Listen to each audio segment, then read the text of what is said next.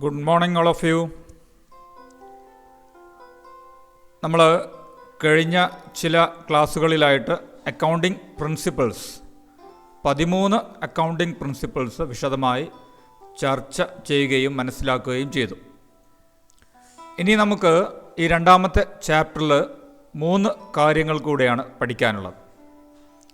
Systems of accounting, basis of accounting and accounting standards.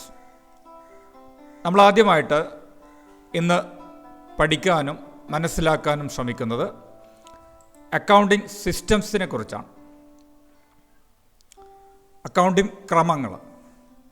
2 accounting സിസ്റ്റംസാണ് നിലവിലുള്ളത്.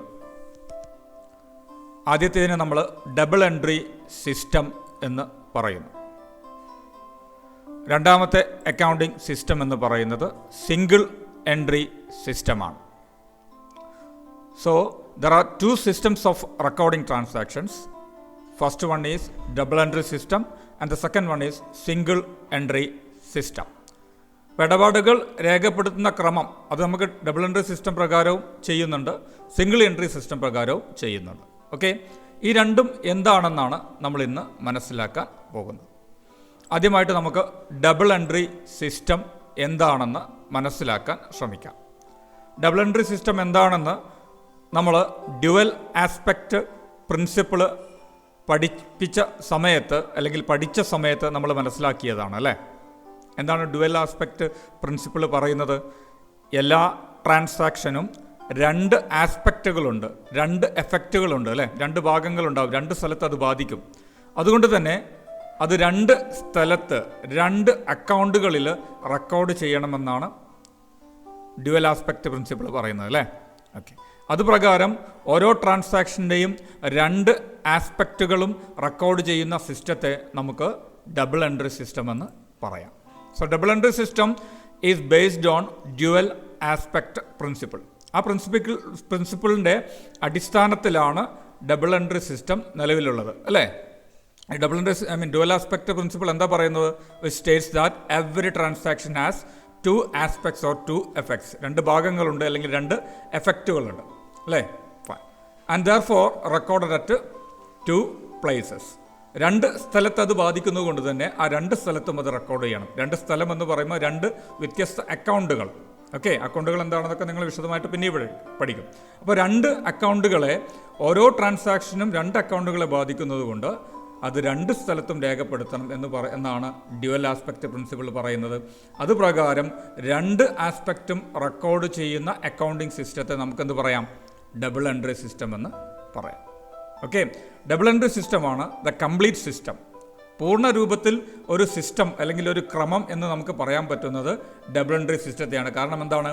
ട്രാൻസാക്ഷൻ്റെ 2 ആസ്പെക്റ്റും record ചെയ്യുന്നുണ്ട്, 2 ഭാഗങ്ങളും റെക്കോർഡ് ചെയ്യുന്നത് കൊണ്ട് തന്നെ അതിനെന്ത് പറയുന്നു? ഒരു കംപ്ലീറ്റ് സിസ്റ്റം എന്ന് പറയുന്നു. It is a complete system as both the aspects of transactions are record. 2 ആസ്പെക്റ്റും റെക്കോർഡ് ചെയ്യുന്നതുകൊണ്ട് ഇതിനെ നമ്മളെന്ത് പറയുന്നു? ഒരു കംപ്ലീറ്റ്, പൂർണ്ണമായിട്ടുള്ള സിസ്റ്റം എന്ന് പറയുന്നു. ഓക്കെ, ഈ 2 ആസ്പെക്റ്റ് എന്ന് പറയുമ്പോൾ ഒന്ന് റിസീവിങ് ആസ്പെക്റ്റ് എന്നും മറ്റേതിനെ ഗിവിങ് ആസ്പെക്റ്റ് എന്നും പറയാറുണ്ട്. ഇപ്പോൾ നമുക്ക് ഉദാഹരണമായിട്ട് എടുക്കുകയാണെങ്കിൽ, നിങ്ങൾ ക്യാഷ് കൊടുത്ത് മെഷീനറി മേടിച്ചു എന്ന് പറയുന്ന ഒരു ഇടപാട്, ട്രാൻസാക്ഷൻ. അപ്പോൾ ഇതിൽ നമ്മൾ മെഷീനറി മേടിക്കുമ്പോൾ റിസീവിങ് ആസ്പെക്റ്റ് നമുക്ക് ഇങ്ങോട്ട് കിട്ടുന്നത് എന്താണ്? മെഷീനറി, അതാണ് റിസീവിങ് ആസ്പെക്റ്റ്. ദെൻ ഇവിടുന്ന് അങ്ങോട്ട് പോകുന്ന ഗിവിങ്, കൊടുക്കുന്ന ആസ്പെക്റ്റ് എന്ന് പറയുന്നത് എന്താണ്? നമ്മുടെ ക്യാഷ് പോകുന്നു. ഓക്കെ, അങ്ങനെ ഓരോ ട്രാൻസാക്ഷനും ഒരു റിസീവിങ് ആസ്പെക്റ്റും ഉണ്ട്, ഒരു ഗിവിങ് ആസ്പെക്റ്റും ഉണ്ട്. അതിനെയാണ് നമ്മൾ 2 ആസ്പെക്റ്റ് അല്ലെങ്കിൽ 2 ഭാഗം, 2 എഫക്റ്റ് എന്നൊക്കെ പറയുന്നത് അല്ലേ. ഓക്കെ, ഈ 2 ഭാഗവും റെക്കോർഡ് ചെയ്യുന്ന അക്കൗണ്ടിങ് സിസ്റ്റത്തെ നമ്മളെന്ത് പറയുന്നു? ഡബിൾ എൻട്രി സിസ്റ്റം എന്ന് പറയുന്നു. സോ ഡബിൾ എൻട്രി സിസ്റ്റം കൂടാതെ വേറൊരു സിസ്റ്റം കൂടി ഉണ്ടെന്ന് പറയുന്നു, which is called single entry system. നേരത്തെ പറഞ്ഞു ഡബിൾ എൻട്രി സിസ്റ്റം എന്ന് പറയുന്നത് കംപ്ലീറ്റ് സിസ്റ്റമാണ്, ഒരു പൂർണ്ണ രൂപത്തിലുള്ള ഒരു ക്രമമാണ്, സിസ്റ്റമാണ്. പക്ഷേ സിംഗിൾ എൻട്രി സിസ്റ്റം എന്ന് പറയുന്നത് it's not a complete system of recording business transaction. അത് പൂർണ്ണമായ രൂപത്തിലുള്ള ഒരു അക്കൗണ്ടിംഗ് സിസ്റ്റം അല്ല. കാരണം എന്താ? Here both the aspects of transaction is not record. ഒരു ട്രാൻസാക്ഷൻ്റെ രണ്ട് ഭാഗങ്ങളും രേഖപ്പെടുത്തുന്നില്ല. അതുകൊണ്ട് തന്നെ സിംഗിൾ എൻട്രി സിസ്റ്റത്തെ നമ്മൾ എന്ത് പറയില്ല, ഒരു കംപ്ലീറ്റ് സിസ്റ്റം, പൂർണ്ണ രൂപത്തിലുള്ള സിസ്റ്റം എന്ന് പറയില്ല. അപ്പോൾ പൂർണ്ണ രൂപത്തിൽ സിസ്റ്റം എന്ന് പറയാൻ, ഒരു ക്രമം എന്ന് പറയാൻ ഏത് മാത്രമേ ഉള്ളൂ, ഡബിൾ എൻട്രി സിസ്റ്റമേ ഉള്ളൂ. അപ്പോൾ ശാസ്ത്രീയമായിട്ട് ഒരു സിസ്റ്റം ഓഫ് അക്കൗണ്ടിങ് റെക്കോർഡിംഗ് ട്രാൻസാക്ഷനേ ഉള്ളൂ. അതേതാണ്? ഡബിൾ എൻട്രി സിസ്റ്റമാണ്. സിംഗിൾ എൻട്രി സിസ്റ്റം എന്ന് പറയുമ്പോൾ അതൊരു കംപ്ലീറ്റ് സിസ്റ്റം അല്ല. എന്തുകൊണ്ടാണ്? അവിടെ രണ്ട് ആസ്പെക്റ്റുകളും രേഖപ്പെടുത്തി വെക്കുന്നില്ല. പിന്നെ അവർ എന്താ ചെയ്യുക? അതിന് പകരമായിട്ട് അവർ എന്ത് ചെയ്യും? പ്രധാനപ്പെട്ട ചില അക്കൗണ്ടുകൾ മാത്രം, ചില കണക്കുകൾ മാത്രം അവർ രേഖപ്പെടുത്തും. ഏതാ പ്രധാനപ്പെട്ട കണക്ക്? സാധാരണ ഒരു ബിസിനസ് സ്ഥാപനത്തെ സംബന്ധിച്ചിടത്തോളം പ്രധാനപ്പെട്ട കണക്ക് എന്ന് പറയുന്നത് ക്യാഷ് കൊടുക്കാനുള്ള കണക്ക് എഴുതി വെക്കണം. അതുപോലെ ക്യാഷ് കിട്ടാനുള്ള വ്യക്തികളുടെ അക്കൗണ്ട്, അല്ലേ? ആർക്കെങ്കിലും ക്യാഷ് കൊടുക്കാനുണ്ടെങ്കിൽ അത് എത്ര എമൗണ്ട് എങ്ങനെയെന്ന് അത് എഴുതി വെക്കും. അതുപോലെ തന്നെ ക്യാഷ് ഇങ്ങോട്ട് കസ്റ്റമേഴ്സ് തരാനുണ്ടെങ്കിൽ അതിൻ്റെ കണക്ക് എഴുതി വെക്കും. പിന്നെ പ്രധാനപ്പെട്ട കണക്ക് എന്ന് പറയുന്നത് ക്യാഷാണ്, അല്ലേ? ഓക്കെ, ക്യാഷ് ഇടപാടുകളും എഴുതി വെക്കും. അപ്പോൾ അത്തരത്തിൽ പേഴ്സണൽ അക്കൗണ്ടും വ്യക്തിപരമായ അക്കൗണ്ടുകളും ക്യാഷ് അക്കൗണ്ടുകളും മാത്രമേ ഇവരെന്ത് ചെയ്യുള്ളൂ, രേഖപ്പെടുത്തുള്ളൂ. എല്ലാ അക്കൗണ്ടുകളും മെയിൻറ്റെയിൻ ചെയ്യില്ല. ചില അക്കൗണ്ടുകൾ മാത്രം, ആവശ്യമുള്ള അക്കൗണ്ടുകൾ മാത്രമേ സിംഗിൾ എൻട്രി സിസ്റ്റം പ്രകാരം രേഖപ്പെടുത്തുള്ളൂ. ഇപ്പോൾ നിങ്ങളൊരു ചെറിയ കടയിലൊക്കെ പോയി കഴിഞ്ഞാൽ അവർ സിംഗിൾ എൻട്രി സിസ്റ്റത്തിലായിരിക്കും കാര്യങ്ങൾ ചെയ്യുന്നത് എന്ന് നമുക്ക് കാണാൻ പറ്റും. അവിടെ അത്യാവശ്യമുള്ള കാര്യങ്ങൾ മാത്രം, അതായത് ക്യാഷിൻ്റെ അക്കൗണ്ട്, കൊടുക്കാനുള്ള അക്കൗണ്ട്, അല്ലെങ്കിൽ കിട്ടാനുള്ള അക്കൗണ്ട്, അതായത് വ്യക്തിപരമായ അക്കൗണ്ടുകൾ, ഇത് മാത്രമേ അവിടെ അവർ പൂർണ്ണമായിട്ട് രേഖപ്പെടുത്തുള്ളൂ. ഓക്കെ, അത്തരത്തിലുള്ള അപൂർണമായിട്ടുള്ള അക്കൗണ്ടിങ് സിസ്റ്റത്തെ നമ്മളെന്ത് പറയുന്നു? സിംഗിൾ എൻട്രി സിസ്റ്റം എന്ന് പറയുന്നു. So single entry system is not a complete system of recording business transaction. അത് പൂർണ്ണ രൂപത്തിലുള്ള ഒരു സിസ്റ്റം ഓഫ് റെക്കോർഡിംഗ് ട്രാൻസാക്ഷൻ അല്ല, ബിസിനസ് ഇടപാടുകൾ രേഖപ്പെടുത്തുന്ന ഒരു ക്രമമല്ല. Here both the aspect of transaction is not record. ഒരു ട്രാൻസാക്ഷൻ്റെ രണ്ട് ആസ്പെക്റ്റും അവിടെ നമ്മൾ രേഖപ്പെടുത്തുന്നില്ല. ഓക്കെ, അണ്ടർ ദിസ് സിസ്റ്റം, ഈ സിസ്റ്റത്തിൽ instead of maintaining all accounts, എല്ലാ അക്കൗണ്ടുകളും സൂക്ഷിക്കുക അല്ലെങ്കിൽ എല്ലാ അക്കൗണ്ടും തയ്യാറാക്കുന്നതിന് പകരമായിട്ട് ഓൺലി ഫ്യൂ അക്കൗണ്ട്സ്, ചില അക്കൗണ്ടുകൾ മാത്രം, അതായത് പേഴ്സണൽ അക്കൗണ്ടുകൾ, വ്യക്തിപരമായ കിട്ടാനും കൊടുക്കാനുള്ള കണക്കുകൾ, അതുപോലെ തന്നെ ക്യാഷ് അക്കൗണ്ട്സ് തുടങ്ങിയ ചില അക്കൗണ്ടുകൾ മാത്രം മെയിൻറ്റെയിൻ ചെയ്യുന്നു അല്ലെങ്കിൽ തയ്യാറാക്കുന്നു. അത്തരത്തിലുള്ള അക്കൗണ്ടിങ് സിസ്റ്റത്തെ നമ്മളെന്ത് പറയുന്നു? സിംഗിൾ എൻട്രി സിസ്റ്റം എന്ന് പറയും. ഓക്കെ, സോ രണ്ട് അക്കൗണ്ടിങ് സിസ്റ്റമാണുള്ളത്. ഒന്ന് ഡബിൾ എൻട്രി സിസ്റ്റവും രണ്ടാമത്തത് സിംഗിൾ എൻട്രി സിസ്റ്റവും. ഡബിൾ എൻട്രി സിസ്റ്റത്തിൽ ഓരോ ട്രാൻസാക്ഷൻ്റെയും രണ്ട് ആസ്പെക്റ്റുകൾ രേഖപ്പെടുത്തി വെക്കുന്നു. അതുകൊണ്ട് തന്നെ അതിനെ നമ്മൾക്ക് കംപ്ലീറ്റ് സിസ്റ്റം, പൂർണ്ണ രൂപത്തിലുള്ളൊരു അക്കൗണ്ടിങ് സിസ്റ്റം എന്ന് നമുക്ക് പറയാൻ പറ്റും. സിംഗിൾ എൻട്രി സിസ്റ്റം പ്രകാരം അവിടെ ഒരു ട്രാൻസാക്ഷൻ്റെ രണ്ട് ആസ്പെക്റ്റുകളും രേഖപ്പെടുത്തി വെക്കുന്നില്ല. അതുകൊണ്ട് തന്നെ അതിനെ ഒരു complete system of recording transaction എന്ന് നമുക്ക് പറയാൻ പറ്റില്ല. ഓക്കെ, ഇനി നമുക്ക് പഠിക്കാനുള്ളത് ബേസിസ് ഓഫ് അക്കൗണ്ടിങ് ആണ്. അക്കൗണ്ടിങ്ങിൻ്റെ അടിസ്ഥാനം, അല്ലേ? ഓക്കെ, സിംഗിൾ എൻട്രി സിസ്റ്റത്തിലായാലും ഡബിൾ എൻട്രി സിസ്റ്റത്തിലായാലും ട്രാൻസാക്ഷൻ റെക്കോർഡ് ചെയ്യുന്നത് ഏത് സമയത്താണ് എന്നതിൻ്റെ അടിസ്ഥാനത്തിൽ രണ്ട് ബേസിസ് ഓഫ് അക്കൗണ്ടിങ് ഉണ്ട്. From the point of view of timing of recording transaction, ഏത് സമയത്താണ് നിങ്ങൾ ട്രാൻസാക്ഷൻ രേഖപ്പെടുത്തുന്നത് എന്നതിൻ്റെ അടിസ്ഥാനത്തിൽ രണ്ട് ബേസിസ് ഓഫ് അക്കൗണ്ടിങ് ഉണ്ട്, അക്കൗണ്ടിങ് അടിസ്ഥാനമുണ്ട്. ആദ്യത്തേതിനെ നമ്മൾ ക്യാഷ് ബേസിസ് ഓഫ് അക്കൗണ്ടിങ് എന്ന് പറയുന്നു. രണ്ടാമത്തതിനെ അക്രൂവൽ ബേസിസ് ഓഫ് അക്കൗണ്ടിങ് എന്ന് പറയും. ഇപ്പോൾ ഡബിൾ എൻട്രി സിസ്റ്റത്തിലോ സിംഗിൾ എൻട്രി സിസ്റ്റത്തിലോ നിങ്ങൾ ഒന്നുകിൽ ക്യാഷ് ബേസിസിൽ ചെയ്യാം, അല്ലെങ്കിൽ അക്രൂവൽ ബേസിസിൽ നിങ്ങൾക്ക് കണക്കുകൾ രേഖപ്പെടുത്താം. ഇതെന്താ പറയുന്നത്? ഏത് സമയത്താണ് നിങ്ങൾ ഇടപാടുകൾ രേഖപ്പെടുത്തുന്നത്.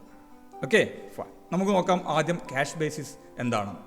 ക്യാഷ് ബേസിസിൽ എങ്ങനെയാണ് ട്രാൻസാക്ഷൻസ് രേഖപ്പെടുത്തുന്നത്? Under cash basis entries in the books are made when cash is paid or received and not when payment or receipt becomes due.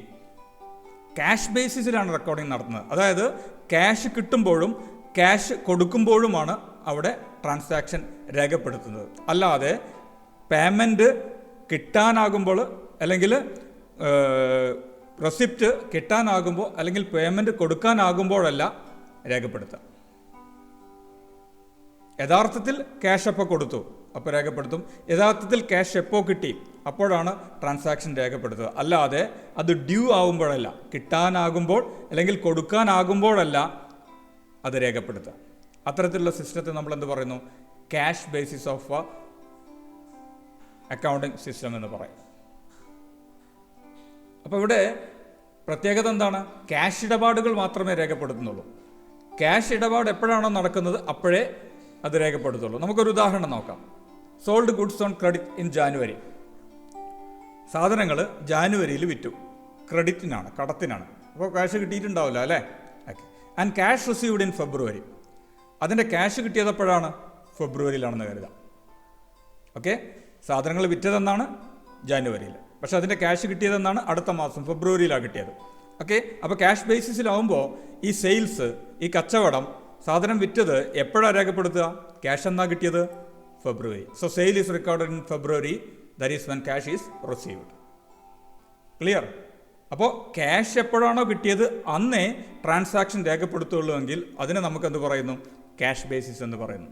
Cash എന്നാണ് കൊടുക്കുന്നത് അന്നാണ് ട്രാൻസാക്ഷൻ രേഖപ്പെടുത്തുന്നതെങ്കിൽ അതിനെ നമുക്ക് എന്ത് പറയുന്നു? ക്യാഷ് ബേസിസ് എന്ന് പറയുന്നു. ഇപ്പോൾ ഉദാഹരണമായിട്ട് നമുക്ക് വാടക കൊടുക്കാനുണ്ട്. ഇപ്പോൾ ജനുവരിയിലെ വാടകയാണ് കൊടുക്കാനുള്ളത്. ജനുവരി കൊടുത്തില്ല, ഫെബ്രുവരി കഴിഞ്ഞ് മാർച്ചിലെ കൊടുത്തുവെങ്കിൽ ക്യാഷ് ബേസിസിൽ അത് എപ്പോഴേ റെക്കോർഡ് ചെയ്യുള്ളൂ? മാർച്ച് എപ്പോഴാണോ വാടക കൊടുത്തത് അപ്പോഴേ രേഖപ്പെടുത്തുള്ളൂ. അത്തരത്തിലുള്ള ട്രാൻസാക്ഷൻ റെക്കോർഡ് ചെയ്യുന്ന രീതിയെ നമുക്കെന്ത് പറയാം? ക്യാഷ് ബേസിസ് ഓഫ് എന്ന് അക്കൗണ്ടിങ് റെക്കോർഡിംഗ് ട്രാൻസാക്ഷൻ എന്ന് പറയാം. ഓക്കെ. ദെൻ ക്യാഷ് ബേസിസ് കൂടാതെ എന്തുകൂടിയുണ്ട്? അക്രൂവൽ ബേസിസും ഉണ്ട്. എന്താണ് അക്രൂവൽ ബേസിസ് പറയുന്നത്? Under the accrual basis transactions are recorded in the period in which they occur. എപ്പോഴാണോ ട്രാൻസാക്ഷൻ ഉണ്ടാകുന്നത്, ഒക്കേർഡ് അല്ലേ, ആ സമയത്ത് തന്നെ അത് രേഖപ്പെടുത്തും. That means it will not wait till the cash is received or paid. എപ്പോഴാണോ ട്രാൻസാക്ഷൻ സംഭവിക്കുന്നത്, ഒക്കർ ആകുന്നത്, ഏത് പീരീഡിലാണോ, ഏത് സമയത്താണോ ആ സമയത്ത് തന്നെ അത് രേഖപ്പെടുത്തുന്നു. അതായത് receipt of payment is recorded when it becomes due. അത് എപ്പോഴാണോ കിട്ടാനുള്ളതാകുന്നത്, അതല്ലെങ്കിൽ എപ്പോഴാണോ അത് കൊടുക്കാനുള്ളതാകുന്നത്, ആ സമയത്ത് തന്നെ അത് രേഖപ്പെടുത്തുകയാണെങ്കിൽ അതിനെ നമുക്കെന്ത് പറയുന്നു? അക്രൂവൽ ബേസിസ് എന്ന് പറയുന്നു. ഇപ്പോൾ നേരത്തെ പറഞ്ഞ അതേ ഉദാഹരണം നമ്മൾ എടുക്കുകയാണെങ്കിൽ, ഇപ്പോൾ sold goods on credit in ജാനുവരിയിൽ സാധനം വിറ്റു. ഓക്കെ. പക്ഷേ ക്യാഷ് കിട്ടിയത് ഫെബ്രുവരിയാണ്. അങ്ങനെ ആകുമ്പോൾ സെയിൽ റെക്കോർഡ് ചെയ്യുന്നത് അക്രൂവൽ ബേസിസിൽ എപ്പോഴായിരിക്കും? എപ്പോഴാണോ സെയിൽ നടന്നത് അപ്പോഴേ റെക്കോർഡ് ചെയ്യും. ജനുവരിയിൽ തന്നെ റെക്കോർഡ് ചെയ്യും. പിന്നീട് ക്യാഷ് കിട്ടുമ്പോൾ ആ ക്യാഷ് കിട്ടുന്ന സമയത്ത് ക്യാഷ് കിട്ടിയതായിട്ടും കാണിക്കും. Okay, fine. അപ്പോൾ രണ്ട് ബേസിസ് ഓഫ് റെക്കോർഡിംഗ് ട്രാൻസാക്ഷൻസ് ഉണ്ട്. ഒന്ന് ക്യാഷ് ബേസിസ് ആണ്, രണ്ടാമത് അക്രൂവൽ ബേസിസ് ആണ്. എന്താണ് ക്യാഷ് ബേസിസിൻ്റെ പ്രത്യേകത? ക്യാഷ് കിട്ടിയാൽ അല്ലെങ്കിൽ ക്യാഷ് കൊടുത്താൽ മാത്രമേ അത് ട്രാൻസാക്ഷൻ റെക്കോർഡ് ചെയ്യുള്ളൂ. Entries in the books are made when cash is paid or received and not എപ്പോൾ റെക്കോർഡ് ചെയ്യില്ല? When the payment or receipt becomes due. Due എന്ന് പറയുമ്പോൾ കൊടുക്കാനുണ്ടെങ്കിൽ അല്ലെങ്കിൽ കിട്ടാനാവുക. അപ്പോൾ ക്യാഷ് കിട്ടാനുള്ള സമയത്ത് അല്ലെങ്കിൽ കൊടുക്കാനുണ്ടാവുന്ന സമയത്ത് അത് രേഖപ്പെടുത്തില്ല. യഥാർത്ഥത്തിൽ കിട്ടിയാൽ അല്ലെങ്കിൽ കൊടുത്താൽ മാത്രമേ ക്യാഷ് ബേസിസ് പ്രകാരം റെക്കോർഡ് ചെയ്യുകയുള്ളൂ. പക്ഷെ അക്രൂവൽ ബേസിസിൽ എങ്ങനെയാണോ? അല്ല, എപ്പോഴാണോ ട്രാൻസാക്ഷൻ ഇടപാടുകൾ സംഭവിക്കുന്നത്, ഏത് സമയത്താണോ ആ സമയത്ത് തന്നെ അത് രേഖപ്പെടുത്തും. അതായത് ക്യാഷ് കിട്ടാനുണ്ടാകുന്ന സമയത്തും അല്ലെങ്കിൽ ക്യാഷ് കൊടുക്കാനുണ്ടാകുന്ന സമയത്തും ട്രാൻസാക്ഷൻ രേഖപ്പെടുത്തും. അത്തരം രീതിയെ നമ്മൾ എന്ത് പറയുന്നു? അക്രൂവൽ ബേസിസ് എന്ന് പറയുന്നു. ഓക്കെ. സോ രണ്ട് ബേസിസ് ഓഫ് അക്കൗണ്ടിങ് ആണുള്ളത്. ഒന്ന് ക്യാഷ് ബേസിസും രണ്ടാമത് അക്രൂവൽ ബേസിസും. ക്യാഷ് ബേസിസിൽ അക്കൗണ്ടിങ് ചെയ്യുമ്പോൾ നമുക്ക് യഥാർത്ഥ പ്രോഫിറ്റും ലോസും കണക്കാക്കാൻ പറ്റാത്തത് കൊണ്ട് തന്നെ നമ്മൾ ഏത് രീതിയാണ് സാധാരണ എല്ലാ ബിസിനസ് സ്ഥാപനങ്ങളും ഫോളോ ചെയ്യുക? അക്രൂവൽ ബേസിസ് അല്ലേ? ഓക്കെ. അപ്പോൾ നമ്മൾ പഠിക്കുന്നത് എന്തായിരിക്കും? ഡബിൾ എൻട്രി സിസ്റ്റം അക്രൂവൽ ബേസിസിലുള്ളതായിരിക്കും നമ്മൾ പഠിക്കുക. ഓക്കെ. അപ്പോൾ നമ്മൾ എല്ലാ ട്രാൻസാക്ഷനും രണ്ട് ഇടപാടുകൾ രേഖപ്പെടുത്തുകയും അത് രേഖപ്പെടുത്തുന്നത് എപ്പോഴായിരിക്കും? ഇടപാടുകൾ സംഭവിക്കുന്ന സമയത്ത് തന്നെ രേഖപ്പെടുത്തും. അത് ക്യാഷ് കിട്ടിയോ ക്യാഷ് കൊടുത്തോ എന്നൊന്നും നമ്മൾ നോക്കില്ല. എപ്പോഴാണോ ഇടപാട് സംഭവിക്കുന്നത് അപ്പോഴേ നമ്മളത് രേഖപ്പെടുത്തും. Okay. Double entry system accrual ബേസിസിലാണ് നമ്മൾ അക്കൗണ്ടിങ് വർക്കുകൾ ചെയ്യാൻ പോകുന്നതെന്ന് കൂടി നിങ്ങൾ മനസ്സിലാക്കുക. ഓക്കെ. ഇനി നമ്മൾ ഈ ചാപ്റ്ററിൽ പഠിക്കാനുള്ള വേറൊരു പ്രധാനപ്പെട്ട കാര്യമെന്ന് പറയുന്നത് അക്കൗണ്ടിങ് സ്റ്റാൻഡേർഡ്സാണ്. അക്കൗണ്ടിങ് മാനദണ്ഡങ്ങൾ അല്ലേ? ഓക്കെ. നിങ്ങൾക്കറിയാം ഏത് രാജ്യങ്ങളിലും പ്രൊഫഷണൽ അക്കൗണ്ടൻസിൻ്റെ ഒരു അസോസിയേഷനുണ്ട്, സംഘടനയുണ്ട് അല്ലേ? ഓക്കെ. അപ്പോൾ രാജ്യത്ത് അക്കൗണ്ടിങ്ങിൻ്റെ നിലവാരമൊക്കെ വർദ്ധിപ്പിക്കാനായിട്ട്, നല്ല രൂപത്തിൽ അക്കൗണ്ടിങ് ചെയ്യുന്ന ഉറപ്പുവരുത്താനായിട്ട് ഈ സംഘടന ഒരുപാട് നിർദ്ദേശങ്ങളും നിയമങ്ങളൊക്കെ വെക്കാറുണ്ട്. Guide lines, rules. എന്തിനു വേണ്ടിയിട്ടാണ്? ഓക്കെ. അവിടെ അക്കൗണ്ടിങ് വർക്കുകൾ ചെയ്യുന്നത് ശാസ്ത്രീയമായ രീതിയിലാണ്. അവിടെ തെറ്റുകളൊന്നുമില്ല, പ്രധാനപ്പെട്ട വിവരങ്ങളെല്ലാം ഡിസ്ക്ലോസ് ചെയ്യുന്നുണ്ട് എന്നൊക്കെ ഉറപ്പുവരുത്താനായിട്ട്. അതുപോലെ തന്നെ സ്ഥാപനങ്ങൾ തമ്മിലുള്ള ഫിനാൻഷ്യൽ സ്റ്റേറ്റ്മെൻറ്റ്സ് കമ്പയർ ചെയ്യാൻ പറ്റുന്നുണ്ട് എന്നൊക്കെ ഉറപ്പുവരുത്താൻ, അതുപോലെ തന്നെ എല്ലാ ബിസിനസ് സ്ഥാപനങ്ങളും ഒരേ രീതിയിലാണ് കണക്കുകൾ ഉണ്ടാക്കുന്നതെന്നും അതുപോലെ തന്നെ ഫിനാൻഷ്യൽ സ്റ്റേറ്റ്മെൻറ്റ്സ് തയ്യാറാക്കുന്നതൊക്കെ ഉറപ്പുവരുത്താനായിട്ട് ഈ professional association they issue some statements in the form of rules and guidelines. അത്തരത്തിലുള്ള റൂൾസിനെയും ഗൈഡ് ലൈൻസിനെയാണ് നമ്മൾ എന്ത് പറയുന്നത്, അക്കൗണ്ടിങ് സ്റ്റാൻഡേർഡ്സ് എന്ന് പറയുന്നത്. ഇപ്പോൾ ഇന്ത്യയിൽ അക്കൗണ്ടൻസിൻ്റെ പ്രൊഫഷണൽ അസോസിയേഷൻ ഉണ്ട്. അക്കൗണ്ടിങ് പ്രൊഫഷൻ ചെയ്യുന്ന ആൾക്കാരെ നമ്മൾ എന്താ പറയുക, ചാർട്ടേഡ് അക്കൗണ്ടൻസ് എന്നാണ് പറയുക അല്ലേ. CA കഴിഞ്ഞ ആൾക്കാരെ ചാർട്ടേഡ് അക്കൗണ്ടൻസ് എന്ന് പറയുന്നു. അവരുടെ ഒരു അസോസിയേഷൻ ഉണ്ട് called ICAI, Institute of Chartered Accountants of India. Okay, അപ്പോൾ അവരാണ് ഇന്ത്യയിലെ അക്കൗണ്ടിങ് സ്റ്റാൻഡേർഡ്സ്, ഈ റൂൾസും ഗൈഡ് ലൈൻസും ഒക്കെ ഇറക്കുന്നത്. Okay, so accounting standard is a statement issued by ICAI, Institute of Chartered Accountants of India. അവരാണ് ICAI ആണ് ഈ സ്റ്റേറ്റ്മെൻറ്റ് ഇറക്കുന്നത്. അതെന്തിനാണ്, വിച്ച് കൺസിസ്റ്റ് ഓഫ്, അതിലെന്താ അടങ്ങിയിട്ടുള്ളത്, റൂൾസ് ആൻഡ് ഗൈഡ് ലൈൻസ്, നിയമങ്ങളും നിങ്ങൾക്ക് ചില നിർദ്ദേശങ്ങളൊക്കെയാണ്. എന്തിന്, for the preparation of uniform and consistent financial statements. ഒരേ രൂപത്തിലുള്ള സ്ഥിരതയാർന്ന ഫിനാൻഷ്യൽ സ്റ്റേറ്റ്മെൻറ്റ്സ് എല്ലാവരും തയ്യാറാക്കുന്നു എന്ന് ഉറപ്പുവരുത്താനുള്ള ചില നിയമങ്ങളും ചില നിർദ്ദേശങ്ങളുമാണ്. ഇതാരാ ഇറക്കുന്നത്, ആരാണിത് തയ്യാറാക്കുന്നത്, ICAI, Institute of Chartered Accountants of India. എന്താണ് ഇതിൻ്റെ ഒബ്ജക്റ്റീവ്, എന്താണ് ഇതിൻ്റെ ലക്ഷ്യം, എന്താണ്, to ensure comparability and reliability of financial statements. നമ്മുടെ നാട്ടിൽ ഓരോ രാജ്യത്തിലും വിവിധ ബിസിനസ് സ്ഥാപനങ്ങൾ തയ്യാറാക്കുന്ന ഫിനാൻഷ്യൽ സ്റ്റേറ്റ്മെൻറ്റ്സ് കമ്പയറബിൾ ആവണം. അതായത് എല്ലാവരും ഒരുപോലെ ഉണ്ടാക്കണം. ഒരുപോലെ ഉണ്ടാക്കിയാലും മാത്രം പോലെ അത് കൃത്യമുള്ളതായിരിക്കണം, കൃത്യത വേണം അല്ലേ, വിശ്വാസ്യത വേണം. കൃത്യത ഉണ്ടാകുമ്പോഴേ അവിടെ എന്താവുള്ളൂ, വിശ്വാസ്യത ഉണ്ടാവുള്ളൂ അല്ലേ. അതിനെന്താ ചെയ്യേണ്ടത്, നമുക്ക് ഒരുപാട് മാർഗ്ഗങ്ങളുണ്ടാവും ഓരോ കാര്യം ചെയ്യാനായിട്ട് അല്ലേ. അതിലേറ്റവും സ്യൂട്ടബിൾ ആയിട്ടുള്ള മാർഗ്ഗം ഏതാണെന്ന് വ്യക്തമായിട്ട് പറഞ്ഞു കൊടുക്കണം അല്ലേ. ഫൈൻ, പറഞ്ഞു കൊടുത്താൽ മാത്രം പോരാ, അതെല്ലാവരും അതേ രീതി തന്നെ പിന്തുടരുകയും വേണം അല്ലേ. ശരിയല്ലേ, അപ്പോഴാണ് റിലയബിലിറ്റിയും കമ്പാരബിലിറ്റിയും ഒക്കെ ഉണ്ടാവുക അല്ലേ. അതൊക്കെ ഉണ്ടായി എന്ന് ഉറപ്പുവരുത്തുകയാണ് എന്തിൻ്റെ ലക്ഷ്യം, അക്കൗണ്ടിങ് സ്റ്റാൻഡേർഡ്സിൻ്റെ ലക്ഷ്യം. അപ്പോൾ ഓരോ രാജ്യങ്ങളിലും അവരുടെ പ്രൊഫഷണൽ അസോസിയേഷൻ അക്കൗണ്ടിങ് സ്റ്റാൻഡേർഡ്സ്, വിവിധ സ്റ്റാൻഡേർഡ്സ്, ഓരോ അക്കൗണ്ടിങ് തലങ്ങളിലും ചെയ്യേണ്ട കാര്യങ്ങൾ ഇന്നതാണ്, ഇന്ന രൂപത്തിൽ ചെയ്യണം, ഇന്ന മെത്തേഡ് ഉപയോഗിക്കണം എന്നതിനെക്കുറിച്ചൊക്കെ വിശദമായിട്ടുള്ള സ്റ്റേറ്റ്മെൻറ്റ് അവർ തയ്യാറാക്കുന്നുണ്ട്. അത്തരത്തിലുള്ള സ്റ്റേറ്റ്മെൻറ്റ്സിനെ നമ്മളെന്ത് പറയുന്നു, അക്കൗണ്ടിങ് സ്റ്റാൻഡേർഡ്സ് എന്ന് പറയുന്നു. ഇന്ത്യയിൽ അക്കൗണ്ടിങ് സ്റ്റാൻഡേർഡ്സ് ആരാണ് ഇഷ്യൂ ചെയ്യുന്നത്, ICAI, Institute of Chartered Accountants of India. Okay fine. ഈ ICAI അതിന് പോലെയുള്ള ടേമിൻ്റെ ഒക്കെ ഫുൾ ഫോം നിങ്ങൾ പഠിച്ചു വെക്കണം. ചിലപ്പോഴത് പരീക്ഷയ്ക്ക് ചോദിക്കാറുണ്ട്. ഇതിനു മുമ്പ് നമ്മൾ പ്രധാനപ്പെട്ട വേറൊരു ടേം പഠിച്ചു, ഗ്യാപ്പ് അല്ലേ, GAAP, generally accepted accounting principles. അതുപോലെ പ്രധാനപ്പെട്ട ഒരു ടേമാണ് ICAI, which means institute of Chartered Accountants of India. ഇന്ത്യയുടെ ചാർട്ടേഡ് അക്കൗണ്ടൻസിൻ്റെ ഒരു അസോസിയേഷനാണ്. അവരാണ് ഈ സ്റ്റേറ്റ്മെൻറ്റ് തയ്യാറാക്കുക. ഇനി ഇതിൻ്റെ ഒബ്ജക്റ്റീവ് എന്താണെന്ന് നിങ്ങളോട് ചോദിച്ചാൽ, കമ്പാരബിലിറ്റിയും റിലയബിലിറ്റി ഉണ്ടാക്കുന്നു അല്ലേ. ഫിനാൻഷ്യൽ സ്റ്റേറ്റ്മെൻറ്റ്സിന് കമ്പാരബിലിറ്റി ഉണ്ടാക്കുന്നു. രണ്ടാമതായിട്ട് പറയാം, ഫിനാൻഷ്യൽ സ്റ്റേറ്റ്മെൻറ്റ്സ് റിലയബിൾ ആക്കുന്നു, കൺസിസ്റ്റൻ്റ് ആക്കുന്നു, സ്ഥിരതയുള്ളത് ആക്കുന്നു അല്ലേ. ഫൈൻ. ഇത് തന്നെയാണ് നിങ്ങളോട് ബെനിഫിറ്റ്സ് ചോദിക്കുകയാണ്. അക്കൗണ്ടിങ് സ്റ്റാൻഡേർഡ്സിൻ്റെ ബെനിഫിറ്റ് എന്താണെന്ന് ചോദിച്ചാൽ നിങ്ങൾക്ക് ഇത് തന്നെ പറയാം. എന്താ പറയാം, it ensures comparability of financial statements, it ensures reliability of financial statements എന്നും നിങ്ങൾക്ക് പറയാം. ഒബ്ജക്റ്റീവ് ചോദിച്ചാലും ബെനിഫിറ്റ്സ് ചോദിച്ചാലും ഇതേ പോയിന്റ് തന്നെ നിങ്ങൾക്ക് എഴുതാവുന്നതാണ്. Okay fine. Then accounting standards പറയുമ്പം ഒരു കാര്യം കൂടെ ഇതിൽ പറയേണ്ടതുണ്ട്, പ്രധാനമായിട്ട് IFRS, international financial reporting standards. ഈ അക്കൗണ്ടിങ് സ്റ്റാൻഡേർഡ്സും IFRS ഒന്നും വിശദമായിട്ട് നിങ്ങൾ +1 +2 പഠിക്കുന്നില്ല. ഇതെപ്പോഴാണ് നിങ്ങൾ പഠിക്കുക, ഉയർന്ന ക്ലാസ്സുകളിലാണ് വിശദമായിട്ട് പഠിക്കുക. ഇപ്പോൾ നിങ്ങൾ ഇങ്ങനെയൊരു സംഭവം നിലവിലുണ്ട് എന്ന് മാത്രം മനസ്സിലാക്കുക. അത് ഇഷ്യൂ ചെയ്യുന്ന ICAI ആണ്. ഇന്ത്യയിലെ അക്കൗണ്ടിങ് സ്റ്റാൻഡേർഡ്സിൻ്റെ റെസ്പോൺസിബിൾ ആയിട്ടുള്ള അതോറിറ്റി എന്ന് പറയുന്നത് ICAI ആണെന്നും കൂടി മനസ്സിലാക്കുക. ഓക്കെ, ഇനി ഇതുകൂടാതെ IFRS ഉണ്ട്, ഇൻ്റർനാഷണൽ ഫിനാൻഷ്യൽ റിപ്പോർട്ടിംഗ് സ്റ്റാൻഡേർഡ്സ് ഉണ്ട്. അന്താരാഷ്ട്ര തലത്തിൽ ചില സ്റ്റാൻഡേർഡ് നിലനിൽപ്പുണ്ട്. IASB, international accounting standards board എന്ന് പറയുന്ന ഒരു ബോർഡുണ്ട് ഇൻ്റർനാഷണൽ ലെവലിൽ. അവർ ചില അക്കൗണ്ടിംഗ് സ്റ്റാൻഡേർഡ്, അക്കൗണ്ടിംഗ് മാനദണ്ഡങ്ങൾ തയ്യാറാക്കിയിട്ടുണ്ട്. എന്തിനു വേണ്ടിയിട്ടാണ്? ഇപ്പോൾ നിങ്ങൾക്കറിയാം, ഇപ്പോഴത്തെ ഒക്കെ ഗ്ലോബൽ ബിസിനസ് വേൾഡിൽ രാജ്യങ്ങളുടെ അതിർത്തി കടന്നിട്ട് ബിസിനസ് സ്ഥാപനങ്ങൾ അവരുടെ വ്യാപാര മേഖല വർദ്ധിപ്പിച്ചുകൊണ്ടിരിക്കുകയാണ് അല്ലേ.